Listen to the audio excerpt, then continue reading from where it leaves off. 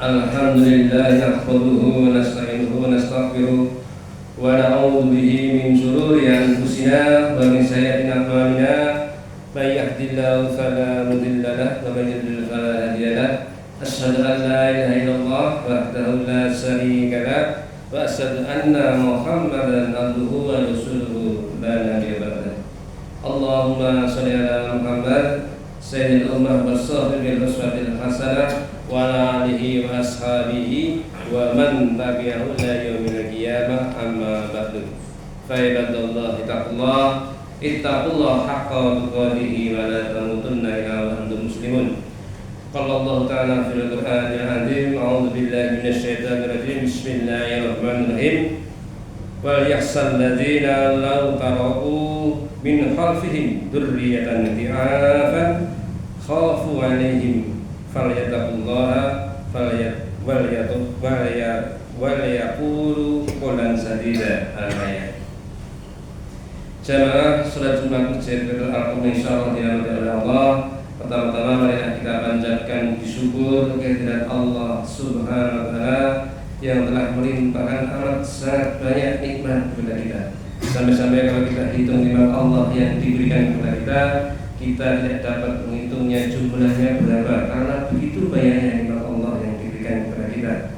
Nikmat kesehatan, nikmat keislaman, nikmat keimanan, nikmat kesempatan, sehingga sampai pada siang ini Allah masih memberikan semua itu, kita bisa melaksanakan kewajiban kita sholat Jumat di masjid yang kita cinta ini. Mudah-mudahan segala amal ibadah kita sampai pada siang ini diterima oleh Allah Subhanahu wa taala.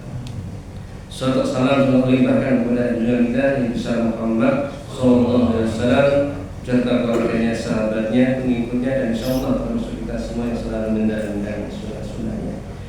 Jemaah yang berbahagia, kita sering mendengar kata-kata sumber daya alam, yaitu segala sesuatu yang ada di alam ini kita manfaatkan sebaik-baiknya untuk manusia, kehidupan manusia. Kita manfaatkan sebaik-baiknya untuk digunakan untuk kemaslahatan umat.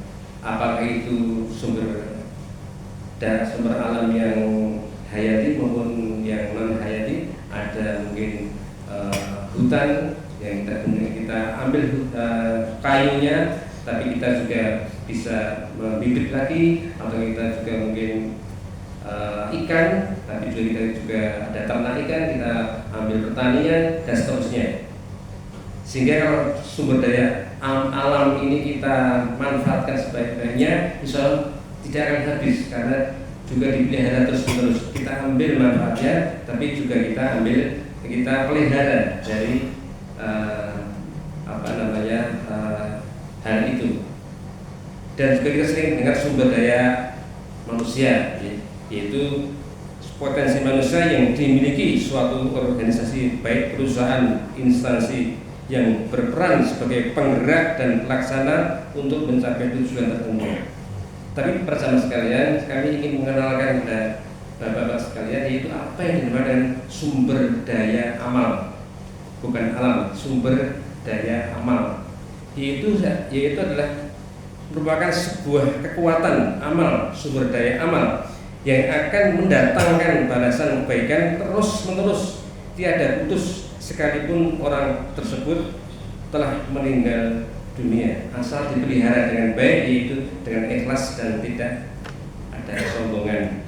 Jadi sumber daya amal itu adalah sebuah kekuatan yang luar biasa yang kita ambil terus-menerus manfaatnya sampai kita nanti, bahkan kita meninggal dunia pun kita masih menerima pahala yang kita dapatkan itu.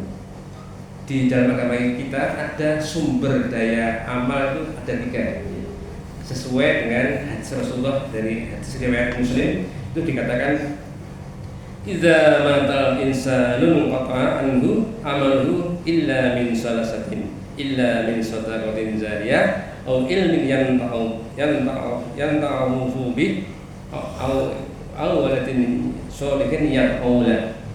Artinya diriwayatkan Abu Hurairah bahwasanya Rasulullah bersabda, apabila manusia telah mati maka putuslah segala amalnya kecuali 3 perkara, yaitu sedekah jariah, ilmu yang bermanfaat, dan anak soleh yang mendoakannya. Ini adalah 3 jenis sumber daya amal yang tidak akan habisnya walaupun kita sudah meninggal. Kita bahas, yaitu yang pertama adalah sedekah jariah. Jariah itu adalah mengalir, artinya mengalir, yaitu suatu pemberian yang bermanfaat dan dapat terus digunakan untuk kepentingan kemasyarakatan umat dan untuk kelangsungan dakwah Islam. Jadi sedekah jariah ini adalah pemberian yang dapat digunakan untuk kepentingan kemaslahatan umat. Dan bersama sekalian, menurut Imam Al-Suyuti, amal jariah ini dipetakan antara lain, yaitu pemberian wakaf tanah, kemudian mungkin penanaman pohon kurma atau pohon-pohon yang bisa menghasilkan manfaatnya dari hasil buah itu. Kemudian juga mewakafkan buku atau Al-Quran, atau berjuang dan membela tanah air itu juga sebuah sedekah jariah. Kemudian juga membuat sumur, membuat irigasi, membangun tempat penginapan, atau para musafir, tempat ibadah, tempat pendidikan, tempat sekolah dan sebagainya. Itu adalah salah ciri-ciri dari sedekah jariah, sehingga bisa terus-menerus dimanfaatkan dari generasi ke generasi walaupun orang yang menggunakan itu sudah meninggal. Tapi pada sekalian, konsekuensi dari ini, itu amal jariah ini adalah kita dituntut untuk mampu secara ekonomi, mampu secara ekonomi. Karena kalau kita tidak mampu secara ekonomi, maka kita tidak mampu akan memberikan apa yang disebut dengan sedekah jariah. Pertama yang mungkin ada membangun pendidikan, atau mungkin juga kita membangun irigasi, membangun tempat penginapan dan sebagainya, yang merupakan kita harus punya dana yang banyak, sehingga konsekuensi dari ini adalah kita harus mapan dalam ekonomi kita. Nah, saudara sekalian, memang dalam agama kita itu secara tidak langsung diperintahkan kita supaya mapan ekonomi kita, atau dalam kata-kata lain, kita harus orang yang berada, sehingga kita bisa mandiri, kita bisa berdiri tegak, dan kita bisa tidak tergantung dari kelompok lain. Kita bisa dibawa karena kita punya ekonomi yang kuat. Ini diisyaratkan bersama sekalian seperti apa yang saya baca tadi di dalam surat An-Nisa ayat 9, kalau tidak salah, surat An-Nisa ayat 9 yang tadi saya katakan, saya sampaikan.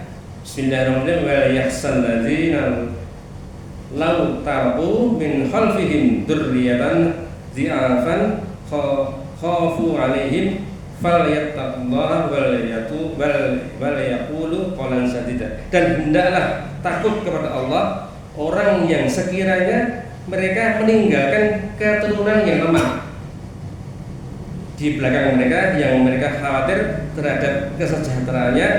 Oleh sebab itu, hendaklah mereka bertakwa kepada Allah, dan hendaklah mereka berbicara dengan tutur kata yang benar.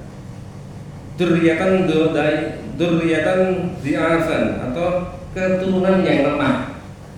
Di sini keturunan yang lemah adalah misalnya keturunan yang lemah fisik, lemah mental, lemah iman, dan lemah intelektual, dan lemah ekonomi. Jadi di dalam surat ini dianjurkan pada para kaum muslimin, setelah kita meninggal nanti, jangan sampai kita meninggalkan anak-anak kita yang tadi ada yang lemah mental, lemah fisik, lemah ekonomi, lemah intelektual. Tetapi Ibnu Katsir telah memberikan pemfokusan bahwasanya yang dimaksud dengan lemah ini adalah difokuskan pada lemah ekonomi. Jangan sampai kita meninggalkan anak-anak kita yang ekonominya tidak kuat, sehingga kita tidak meninggalkan kepada anak-anak dalam keadaan miskin, sehingga akan meneruskan atau memelihara, mengembangkan dakwah Dan ini bersama sekalian sekali lagi memang harus mempunyai ekonomi yang kuat, karena kalau kuat kita bisa memberikan sedekah jariah yang mengalir terus sampai kita meninggal. Yang kedua yang tidak kalah pentingnya adalah yaitu ilmu yang bermanfaat. Itu juga akan terus mendulang pahala, ya. Kita memberikan ilmu yang manfaat kepada orang lain, dan ilmu itu digunakan oleh orang lain sehingga terus menerus kita mendapat pahala dari ilmu yang kita sampaikan itu. Nah, konsekuensi dari itu, ya, kita harus bisa mempunyai kekuatan intelektual. Kita harus punya tingkat pendidikan yang lumayan sehingga kita bisa memberikan ilmu kepada orang lain. Dan ini sudah sering kita keterangan dari Rasulullah, sering kita dengar, yaitu bahwa Rasulullah pernah mengendikkan, barang siapa menempuh jalan untuk mencari ilmu, maka Allah memudahkan baginya jalan menuju ke surga. Jadi barang siapa yang untuk ilmu, jalan untuk ilmu, maka Allah memudahkan kita menuju jalan ke surga. Ini merupakan karena sangat penting sekali ilmu itu. Dan pernah sebuah kisah yang sering kita dengar, ada seorang yang membunuh 99 orang karena dia ingin bertobat. Dia mendatangi seorang ahli ibadah, tapi ilmunya kurang. Dia mengatakan ingin bertobat. Ahli ibadah mengatakan tidak bisa, karena sudah terlalu banyak dosanya, sehingga sekalian yang ahli ibadah ini dibunuh oleh orang itu. Jadi 100 orang dibunuh. Kemudian dia cari lagi seorang ahli ibadah yang alhamdulillah ketemu dengan ahli ibadah yang berilmu. Dia mengatakan bahwa walaupun dia sudah membunuh 100 orang, tapi pintu tobat terbuka. Allah membuka pintu tobat terbuka lebar-lebar bagi orang-orang yang benar-benar ingin bertobat, sehingga orang itu sadar dan menjadi orang yang baik walaupun sudah membunuh 100 orang. Ini ilmunya jadi ilmu sangat penting sebagai cahaya. Bagaimana kita berhubungan Allah pakai ilmu, dan bagaimana kita hubungan dengan manusia, muamalah itu juga memakai ilmu sangat penting sekali, sehingga kita bisa menelurkan ilmu kepada orang lain. Dan ini merupakan pahala jariah, pahala yang terus mengalir sebagai sumber daya amal yang luar biasa untuk kita semuanya, sehingga bisa terus menerus walaupun kita sudah meninggal. Yang ketiga, bersama sekalian, yang tidak kalah pentingnya adalah anak yang soleh yang mendoakannya. Jadi kita mempunyai anak yang soleh itu adalah investasi yang sangat luar biasa. Bisa mendoakan kita, besok kita sudah meninggal sebagai anak yang soleh yang mendoakan kedua orang tuanya. Sehingga ini sebagai kekuatan spiritual, ya. Pentingnya mendidik anak soleh. Bahkan sering kita baca dulu bahwasanya Rasulullah pernah mati umur 7 tahun itu sudah kita diajarkan untuk sholat. 7 tahun, 10 tahun kalau belum sholat boleh dipukul, tapi dipukul yang mendidik, bukan dipolongkan, tapi dipukul supaya anak itu bisa mencintai Allah, mengenal Allah, mencintai Allah, sehingga nanti besarnya akan jadi anak yang soleh. Pernah sebuah cerita di hadis Rasulullah dari Imam Ahmad, Abu Hurairah itu pernah bertanya kepada Al-Hasan Al-Basri, cucunya Rasulullah, kejadian apa yang kau ingat bersama Rasulullah? Jadi Abu Hurairah tanya kepada Hasan, cucunya Rasulullah, kejadian apa yang pernah kamu alami bersama Rasulullah? Hasan itu diajak oleh Rasulullah. Hasan itu masih akil balik, masih belum akil balik, masih kecil. Kemudian beliau itu tidak sengaja memakan satu buah kurma, zakatnya orang muslim, karena anak kecil ya biasa dimakan. Jadi tidak sengaja masih kecil dimakan satu buah kurma. Apa yang diperbuat Rasulullah? Rasulullah itu mengambilnya lagi dari mulutnya bersama air liurnya, dikeluarkan, dikembalikan ke tempatnya. Kemudian sahabat itu melihat, ya Rasulullah, kok seperti itu ya Rasulullah, jangan seperti itu, kasihan anak itu. Apa jawab Rasulullah? Warga Muhammad tidak halal memakan barang yang haram.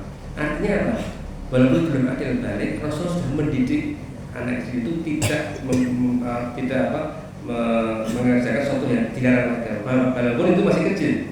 Kan nggak apa-apa masih kecil ya, karena makan dimakan gitu anak kecil. Tapi Rasul tidak, diambil itu bersama air liurnya dibanding tempatnya semua, sehingga menjadi iba para sahabat. Kemudian mengatakan Rasulullah kok jangan begitu Rasulullah, tapi Rasulullah mengatakan dengan tegas bahwa harta orang muslim haram bagi warga Muhammad.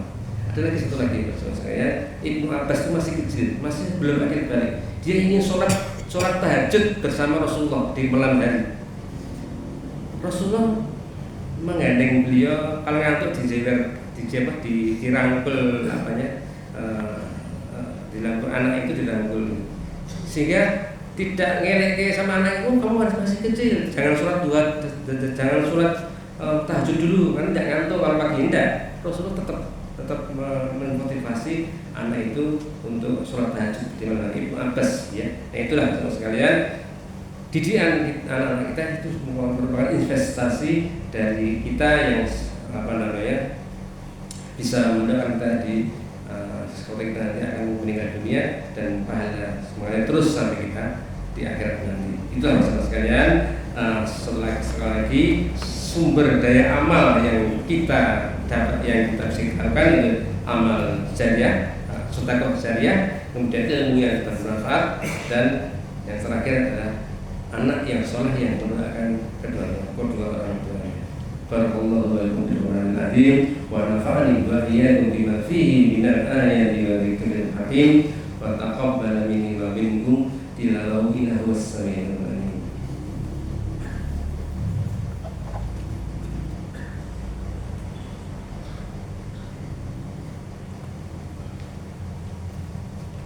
Alhamdulilladzi arsala rasulahu bil huda wa dinil haqq liyudhhirahu 'ala dini kullihi walau karihal kafirun. Asyhadu an la ilaha illallah wahdahu la syarika lah wa asyhadu anna Muhammadan abduhu wa rasuluhu la nabiyya ba'dah. Allahumma shalli ala Muhammad sayyidil ummah wa sahibil uswatil hasanah wa ala alihi wa ashabihi wa man tabi'ahu ila yaumil qiyamah. Ittaqullah haqqa tuqatih wa la tamutunna illa wa antum muslimun. Allah ta'ala fil Qur'anil azim. A'udzu billahi minasyaitonir rajim. Bismillahirrahmanirrahim. Innallaha wa malaikatahu yusholluna 'alan nabi ya ayyuhalladzina amanu shollu 'alaihi wa sallimu taslima. Allahumma shalli ala Muhammad wa ali Muhammad kama shallaita ala Ibrahim wa ala ali Ibrahim wa barik ala Muhammad wa ali Muhammad kama barakta ala Ibrahim wa ala ali Ibrahim innaka Hamidum Majid. Allahumma fir lil mu'minina wal mu'minat wal muslimina wal muslimat al ahya'i minhum wal amwat innaka ala kulli syai'in qadir. Allahumma inna nas'aluka al-huda wa tuqa wa afafa wa ghina. Allahumma inna nas'aluka salamatan fid din wa afiyatan fil jasadi wa ziyadatan fil ilmi wa barakatan fil rizqi wa taubatan qabla al-maut wa rahmatan inda al-maut wa maghfiratan ba'da al-maut. Allahumma hrin alaina fi sakaratil maut wa najjata minal ghadab inda al-hisab. Allahumma inna nas'aluka minal darasi wal sununi wal sudari wa min syai'il asqam. Allahumma anta rabbi la ilaha illa anta khalaqtani wa ana abduka wa ana ala ahdika wa wa'dika mastata'tu a'udzu bika min syarri ma sana'tu aqulu laka bi ni'matika 'alayya wa aqulu bi dhanbi waghfir li fa innahu la yaghfiru dhunuba illa anta. Rabbana hab lana min azwajina wa dhurriyyatina qurrata a'yun waj'alna lil muttaqina imama. Rabbana zalamna anfusana wa illam taghfir lana wa tarhamna lanakunanna minal khasirin. Rabbana atina fid dunya hasanah wa fil akhirati hasanah wa qina adzabannar. Subhana rabbika rabbil izzati amma yasifun. Wassalamu alal mursalin walhamdulillahi rabbil alamin.